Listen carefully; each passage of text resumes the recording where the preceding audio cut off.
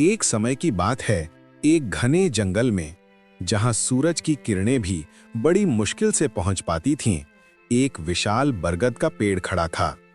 ये पेड़ इतना पुराना था कि उसने कई पीढ़ियों को देखा था और उसकी शाखाओं पर अनगिनत पक्षियों का बसेरा था। इसी पेड़ की सबसे ऊंची डाली पर एक रंगीन और वाचाल तोते का जोड़ा रहता था, जिसका नाम था मिट्ठू और मिट्ठी। मिट्ठू अपनी बुद्धिमत्ता के लिए पूरे जंगल में प्रसिद्ध था और मिट्ठी उसकी हर बात को बड़े ध्यान से सुनती थी। एक सुहानी शाम, जब सूरज अपनी सुनहरी आभा बिखेरते हुए बादलों के पीछे छिप रहा था और जंगल में शांति का साम्राज्य छा रहा था, मिट्ठी ने अपने पंख संवारे और मिट्ठू से एक सवाल पूछा, जिसने उसके मन को काफी समय से बेचैन कर रखा था। प्रिय मिट्ठू, मिट्ठी ने कोमल स्वर में कहा, तुमने इस जंगल में इतना समय बिताया है, इतनी सारी चीजें देखी हैं। क्या तुम मुझे बता सकते हो कि इस संसार में सबसे बड़ा पापी कौन है? मेरा मन इस प्रश्न का उत्तर जानने को बहुत उत्सुक है। मिट्ठू ने अपनी गर्दन घुमाई, अपनी छोटी सी आंखों से दूर क्षितिज की ओर देखा और एक गहरी सांस ली। मिट्ठी, उसने कहा, यह प्रश्न जितना सरल दिखता है उतना है नहीं। इस प्रश्न का उत्तर जानने के लिए हमें एक लंबी यात्रा करनी होगी, न केवल शारीरिक रूप से बल्कि ज्ञान और अनुभव की भी। मिट्ठी ने उत्साह से अपनी चोंच खोली। मैं तैयार हूं प्रिय, मुझे बताओ, हम कहां से शुरू करेंगे? हमारी कहानी की शुरुआत एक ऐसे राजा से होती है जो अपनी प्रजा के लिए भगवान के समान था। उसका राज्य धन धान्य से परिपूर्ण था और लोग सुख शांति से रहते थे। राजा न्यायप्रिय और दयालु था, लेकिन उसके मन में एक गहरा दुख था, उसे कोई संतान नहीं थी। मिट्ठू ने एक पल का विराम लिया और फिर जारी रखा। राजा ने अनेकों यज्ञ और प्रार्थनाएं की और अंततः उसकी तपस्या का फल मिला। उसकी रानी ने एक सुंदर राजकुमार को जन्म दिया। पूरे राज्य में खुशियां मनाई गईं। राजकुमार बड़ा हुआ और वो भी अपने पिता की तरह ही बुद्धिमान और न्यायप्रिय निकला। प्रजा उसे देखकर प्रसन्न होती थी कि उनका भविष्य उज्जवल है। लेकिन मिट्ठी, कहानी यहाँ एक मोड़ लेती है। राजकुमार को शिकार का बहुत शौक था। एक दिन शिकार करते हुए वो अपने सैनिकों से बिछड़ गया और जंगल के गहरे हिस्से में भटक गया। एक साधु की कुटिया के पास पहुंचा। साधु ने राजकुमार का आदर सत्कार किया, उसे भोजन और जल दिया। राजकुमार ने साधु को अपनी परेशानी बताई और साधु ने उसे एक रहस्यमय झील के बारे में बताया, जिसके पानी में जादुई शक्तियां थीं। साधु ने कहा कि उस झील का पानी पीने से राजकुमार को अपने घर का रास्ता मिल जाएगा। राजकुमार ने साधु का धन्यवाद किया और झील की ओर चल पड़ा। जब वह झील के पास पहुंचा तो उसने देखा कि झील का पानी चमक रहा था और उसके किनारे एक अद्भुत कमल का फूल खिला था। राजकुमार ने पानी पिया और जैसे ही उसने पानी पिया, उसे अपने घर का रास्ता साफ साफ दिखने लगा। वह खुशी खुशी अपने राज्य लौट आया। लेकिन मिट्ठू, राजकुमार की इस यात्रा का एक और पहलू था। झील के पास ही एक सुंदर हिरणी अपने बच्चे के साथ रहती थी। राजकुमार जब झील का पानी पी रहा था तो हिरणी ने उसे देखा। राजकुमार को लगा कि हिरणी उसका पीछा कर रही है और उसने डर कर उस पर तीर चला दिया। हिरणी घायल हो गई और उसका बच्चा अनाथ हो गया। राजकुमार को अपनी गलती का एहसास हुआ, लेकिन तब तक बहुत देर हो चुकी थी। मिट्ठू ने एक लंबी सांस ली। ये कहानी हमें एक पापी की ओर इशारा करती है, लेकिन ये कहानी अभी अधूरी है। चलो, अब मैं तुम्हें एक और कहानी सुनाता हूं। बहुत दूर एक छोटे से गांव में एक गरीब किसान रहता था। उसके पास थोड़ी सी जमीन थी और वह बड़ी मेहनत से खेती करता था। उसका एक बेटा था जो बहुत आज्ञाकारी और मेहनती था। किसान का सपना था कि उसका बेटा पढ़ लिख कर एक बड़ा आदमी बने।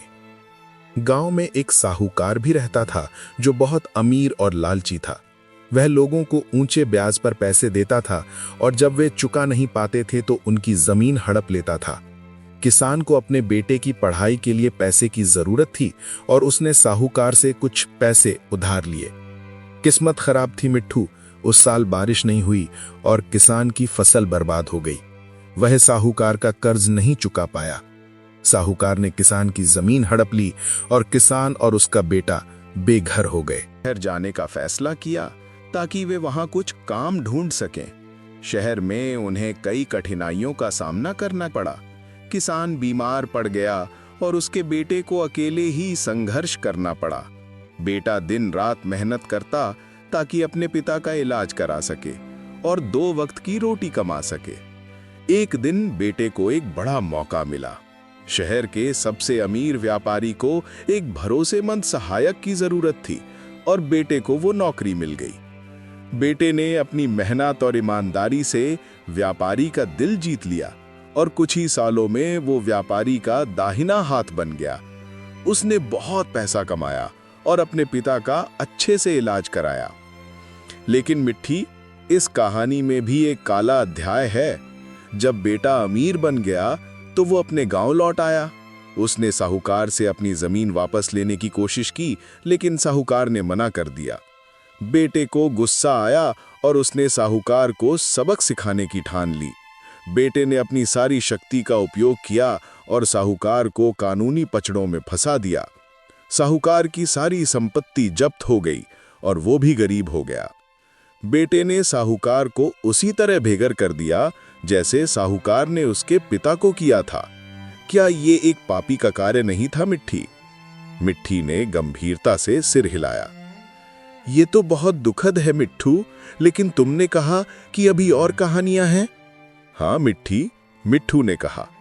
अब मैं तुम्हें एक और कहानी सुनाता हूं जो शायद तुम्हें सबसे बड़े पापी के करीब ले जाएगी। बहुत समय पहले एक खूबसूरत अप्सरा थी जो स्वर्ग में रहती थी। वो इतनी सुंदर थी कि देवता भी उसकी एक झलक पाने को तरसते थे। लेकिन अप्सरा को अपनी सुंदरता पर बहुत घमंड था। वो अक्सर अपनी सुंदरता का बखान करती और दूसरों को नीचा दिखाती। घूमने आई। उसने एक घने जंगल में एक सुंदर तालाब देखा और उसमें स्नान करने का फैसला किया। तालाब के पास ही एक ऋषि तपस्या कर रहे थे। ऋषि बहुत शांत और संयमी थे और उन्हें किसी चीज से कोई फर्क नहीं पड़ता था। अप्सरा ने ऋषि को देखा और उसे लगा कि ऋषि उसकी सुंदरता से प्रभावित नहीं हुए हैं। उसे यह बात बहुत बुरी लगी। उसने ऋषि की तपस्या भंग करने का फैसला किया। उसने अपने जादू से तरह तरह के मोहक दृश्य बनाए ताकि ऋषि का ध्यान भटक जाए। ऋषि अपनी तपस्या में लीन थे और अप्सरा के जादू का उन पर कोई असर नहीं हुआ। अप्सरा को और गुस्सा आया। उसने अपनी सारी शक्तियां लगा दी ताकि ऋषि का ध्यान भंग कर सके। उसने नृत्य किया, गाया और अपनी सुंदरता का हर संभव प्रदर्शन किया। अंततः ऋषि की तपस्या भंग हो गई। उन्होंने अपनी आंखें खोली और अप्सरा को देखा। ऋषि को बहुत गुस्सा आया कि अप्सरा ने उनकी तपस्या भंग की है। उन्होंने अप्सरा को श्राप दिया कि वह अपनी सुंदरता खो देगी और पृथ्वी पर एक बदसूरत जीव के रूप में जन्म लेगी। अप्सरा को अपनी गलती का एहसास हुआ, लेकिन तब तक बहुत देर हो चुकी थी। उसे अपने घमंड और अहंकार की कीमत चुकानी पड़ी। वह पृथ्वी पर एक बदसूरत पक्षी के रूप में पैदा हुई और उसे जीवन भर अपनी पिछली गलतियों का पछतावा रहा। मिट्ठू ने एक पल का विराम लिया। क्या तुम्हें लगता है कि अप्सरा सबसे बड़ी पापिन थी?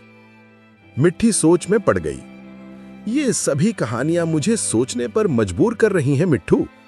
हर कहानी में एक ऐसा व्यक्ति है जिसने कुछ गलत किया है, लेकिन सबसे बड़ा पापी कौन है ये तय करना बहुत मुश्किल है। ठीक यही मैं तुम्हें बताना चाहता था मिट्ठी, मिट्ठू ने मुस्कुराते हुए कहा। इस संसार में सबसे बड़ा पापी कोई एक व्यक्ति नहीं है। पाप एक जटिल अवधारणा है और ये अक्सर परिस्थितियों, इरादों और परिणामों पर निर्भर करता है। लेकिन फिर भी उसने एक जीव की जान ली। किसान के बेटे ने साहूकार से बदला लिया, लेकिन क्या उसका कार्य न्यायसंगत था? अप्सरा ने अपने घमंड के कारण ऋषि की तपस्या भंग की और उसे दंड मिला। हर व्यक्ति अपने जीवन में कुछ ना कुछ गलतियां करता है, कभी जानबूझकर, कभी अनजाने में, कभी परिस्थितियों के कारण और कभी अपने अहंकार के कारण। महत्वपूर्ण ये है कि हम अपनी गलतियों से सीखें और भविष्य में बेहतर इंसान बनने का प्रयास करें। सबसे बड़ा पापी वो नहीं है जिसने एक बार कोई पाप किया हो, बल्कि वो है जो अपने पापों का पश्चाताप नहीं करता और बार बार वही गलतियां दोहराता है। सबसे बड़ा पापी वो है जो दूसरों को जानबूझकर कष्ट पहुंचाता है और अपने स्वार्थ के लिए किसी भी हद तक गिर जाता है। असल में मिट्ठू ने अपनी बात समाप्त करते हुए कहा, सबसे बड़ा पापी वो है जो अपनी गलतियों को स्वीकार नहीं करता और जो दूसरों के दुख को देखकर भी विचलित नहीं होता। ऐसा व्यक्ति ही वास्तव में सबसे बड़ा पापी है, क्योंकि उसके हृदय में करुणा और पश्चाताप का कोई स्थान नहीं होता। मिट्ठी ने गहरी सांस ली। तुम्हारी बात सही है मिट्ठू, तुमने मुझे एक बहुत महत्वपूर्ण सबक सिखाया है। सबसे बड़ा पापी कोई एक व्यक्ति नहीं, बल्कि वो मानसिकता है जो गलतियों को स्वीकार नहीं करती और दूसरों को कष्ट पहुंचाने से नहीं डरती। तारे टिमटिमा रहे थे और हवा में एक अजीब सी शांति थी। मिट्ठू और मिट्ठी ने एक दूसरे को देखा और उनके चेहरों पर एक नई समझ की चमक थी। उन्होंने सीखा था कि पाप और पुण्य केवल बाहरी कार्यों में नहीं, बल्कि मन के भीतर भी होते हैं, और सबसे बड़ा पापी वह है जिसका मन अंधकार और अहंकार से भरा हो।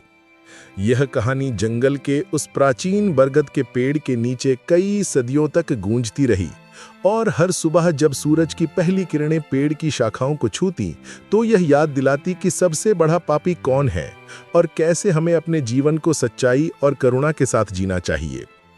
और यह कहानी हमें यह भी सिखाती है कि हम सभी में पाप और पुण्य करने की क्षमता है, लेकिन चुनाव हमेशा हमारा होता है कि हम किस रास्ते पर चलना चाहते हैं। कहानी कैसी लगी कमेंट में अपनी राय जरूर दें। जल्द ही मिलते हैं एक नई कहानी के साथ, तब तक के लिए नमस्कार।